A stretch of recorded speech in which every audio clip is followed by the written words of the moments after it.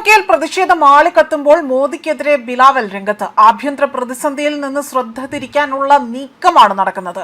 പാക് അധിനിവേശ കാശ്മീരിൽ പാകിസ്ഥാൻ വിരുദ്ധ പ്രതിഷേധങ്ങളും സ്വാതന്ത്ര്യ ആവശ്യങ്ങളും ശക്തമാകുന്നതിനിടയിൽ തന്നെ ഇന്ത്യൻ പ്രധാനമന്ത്രി നരേന്ദ്രമോദിക്കെതിരെ രൂക്ഷ വിമർശനവുമായി പാകിസ്ഥാൻ പീപ്പിൾസ് പാർട്ടി നേതാവ് ബിലാവൽ ഭൂട്ടോ സർദാരി രംഗത്ത്.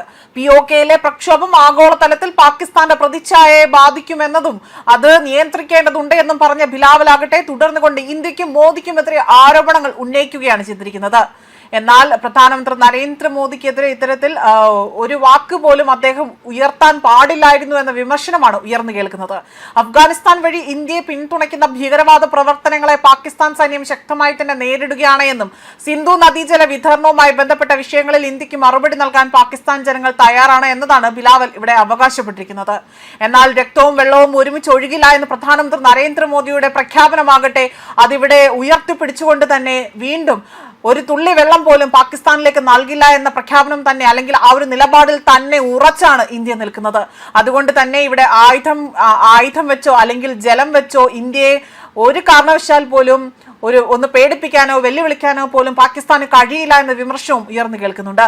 എന്നാൽ രാഷ്ട്രീയ നിരീക്ഷകരുടെ വിലയിരുത്തൽ മറ്റൊന്നാണ്. പാക് അധിനിവേശ കാശ്മീരിൽ ഫെഡറൽ സർക്കാരിനെതിരെ ഏതാനും ആഴ്ചകളായി തന്നെ ശക്തമായ ജനകീയ പ്രക്ഷോഭം തുടരുകയാണ്.